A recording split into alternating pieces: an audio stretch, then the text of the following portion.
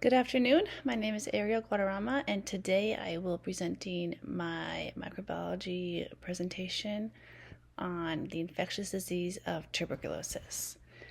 I want to start by saying the reason why I chose tuberculosis is because I have always heard of it. It's also known as TB, but I never really knew much about it. I remember having to do TB tests even in the military and as a CNA.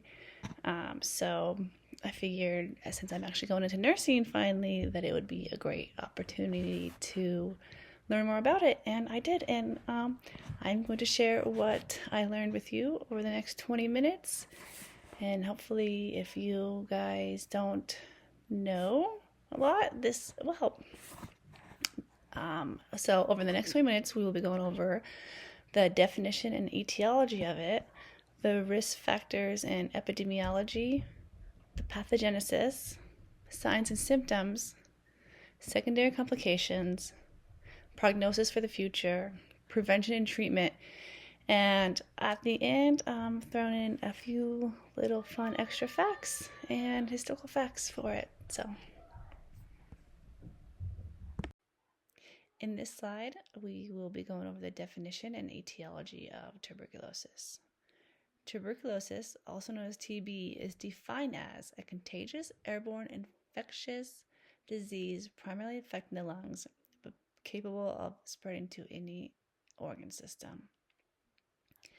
The TB is caused by Mycobacterium tuberculosis, which is a slow-growing, acid-fast, rod-shaped bacterium belonging to the Mycobacteriaceae family. If you can see here, I included a acid-fast stain, and it's very well where you can see it is bacillus-shaped. The cell wall is extremely waxy and lipid-rich, which allows it to resist disinfectants as well as immune system attacks. This includes why it can survive when the macrophages engulf it, why it is easily survive and spread throughout our body. The unique structure is what makes it very persistent and difficult to eradicate, which we will touch in later slides. And the TB itself, it exists in two forms. One is a latent TB infection where the bacteria is present in the body but not active. And so it's not given an active infection, no symptoms, and not contagious. And then there's active TB where symptoms occur and you become infectious and contagious. Next slide. And now we will go over the risk factors and epidemiology of tuberculosis. Some of the greatest risk factors for TB include close contact with someone who has an active disease, living in crowded or poor ventilated environments where the disease can spread, and weakened immunity. Conditions like HIV, diabetes, and substance abuse are major enhancers, according to the CDC, the Center of Disease Control. And according to the WHO, or World Health Organization, TB remains one of the leading infectious disease causes of death worldwide, with an estimated of 10.8 million new cases in just 2023.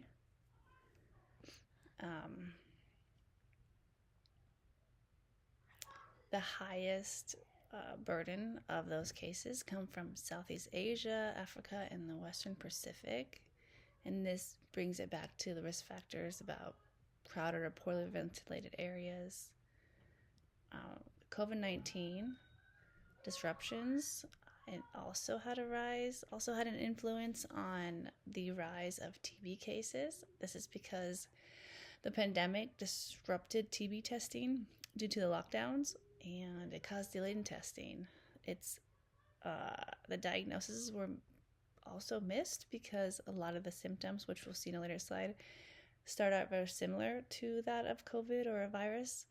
So it was harder to test for that until it got to a later stage. But this having an active infection with no medication caused it to be more easily spread among people, and that's the reason why during COVID it was more happened. Now we will be going over the disease pathogenesis. This is how TB infects our body. For tuberculosis, it begins with inhaling droplets, and you see in this first photo is an example of the TB transmission of somebody sick coughing, and those airborne droplets get into a healthy individual, and then from there the droplets with the infected TB will reach your alveoli, and that is where the macrophages of our immune system will engulf the bacteria. But instead of being destroyed by the macrophages like it's supposed to, the TB is able to survive within the cell due to the structures of it. And then after that happens, according to the Rutgers Global TB Center, there are 3 possible outcomes. One is clearance. The immune system is actually able to eliminate the bacteria. Another one is latent TB. The bacteria remains dormant even though we have no symptoms, and that is pretty interesting, which we'll get more into later on, because it can come back decades later.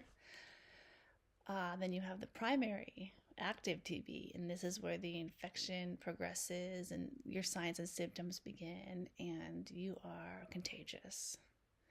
And then over time, the TB can progress to pulmonary disease, which is the one in your lungs and what it's pretty known for. And then that can become extrapulmonary and spread to other organs. The CDC diagram from 2025 here illustrates how it's spread through the airborne droplets in the air. The diagram with the flow chart is from Rutgers, and it shows the 3 possible outcomes that I had talked about. You can see you can have no infection at all, even if you're, excuse me, you could be exposed, but not have an infection at all.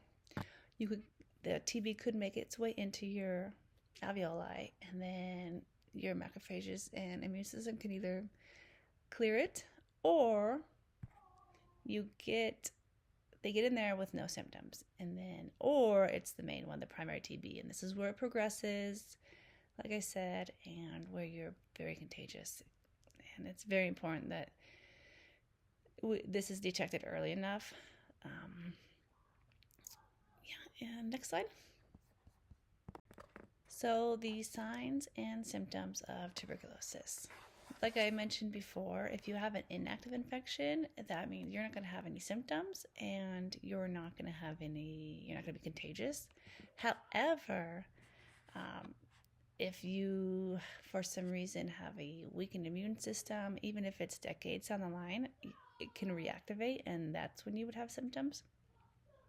Or you have an active TB, which means little signs are going to be, you're going to have a cough that isn't going to go away, like greater than 3 weeks. And with a cough, usually, it's going to be chest pain. As it's progressing, coughing up blood, fevers, night sweats, fatigue, weight loss, lost appetite.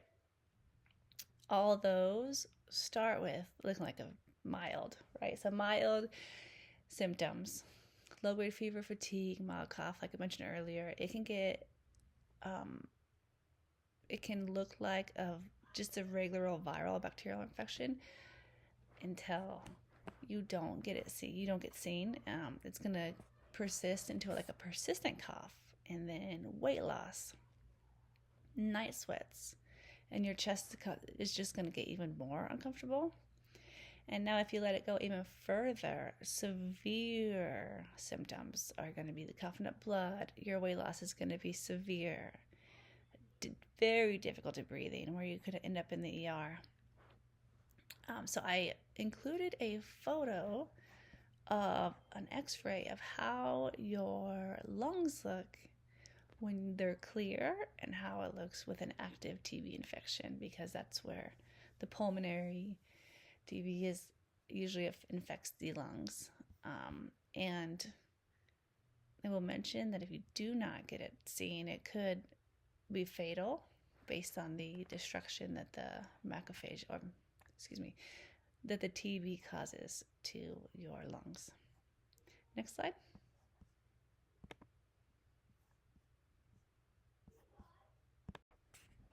Next, we'll be going over secondary complications that can arise when you have an active TB infection. The ongoing inflammation and tissue destruction that the TB causes is what contributes to these issues. For short term, there could be pneumonia-like symptoms, pleural effusion, which is when fluid build up around the lungs. Coughing up blood, which I had mentioned in the previous slide, is a severe symptom. And then acute respiratory distress, which is an inflammation of the lungs, and it can be fatal if left untreated. And enlarged lymph nodes. TB, for long term, it can cause lung cavitation and scarring, chronic respiratory failure. Another thing it does is TB can spread throughout the body it can become extra pulmonary because it's leaving the pulmonary system. And this happens because the bacteria can enter the bloodstream and deposit in organs throughout the body. If TB spreads to the brain, it is known as TB meningitis, and it is the most severe form of extrapulmonary TB. Signs of this are severe headache, neck stiffness, an altered mental state, and seizures. It can also progress to neurological disabilities and even death. Now, if it spreads to the spine, it is known as spinal TB, and you could have some chronic pain or even paralysis, which I can't even imagine. And then there's malaria TB, where the World Health Organization and CDC describe it as the most life-threatening form because it spreads through all the other organs of the bloodstream. This diagram from Geeky Medics shows the most common sites of where it can spread when it's outside the lungs. Includes lymph nodes, spine, kidney, gastrointestinal tract, and pleura. And it's extra concerning, especially for those immunocompromised individuals where they don't have very much of an immune system. And it could cause a lot of negative things. Next slide. Next, we are going over the prognosis. Like, is TB curable? Can we eliminate it? So TB is considered curable because, especially if it's diagnosed early and treated, most patients will make a full recovery if they complete the recommended multi-drug therapy, which is described by the CDC. However, if it's left untreated, it can cause permanent lung damage, severe disability, or even death, which from previous slides, it has caused a lot of death. However, there is a drug-resistant tuberculosis, which poses the greatest challenge, and it requires a much longer treatment with stronger medications. Now, elimination. So even though it's curable, eliminating TB globally is very difficult. Challenges for why it's hard is because the drug resistance that happens, the drug-resistant TB, the socioeconomic barriers, depending on where you live, the limited healthcare access, delayed diagnoses, and structural inequalities. TB is not just a medical issue, it's tied to poverty, overcrowding, and the global public health system. So I included a map from the CDC where it was from 2023 of countries with at least 100,000 cases. So although it happens in the United States, you can see that we didn't even get 100,000 cases. A lot of the countries that are getting these large amounts are poor, crowded, a lot of lower ventilation, and it's harder to get health care. So being able to eliminate TB is going to be a world problem. We have to come together as one in order to help everywhere, and that's going to be difficult.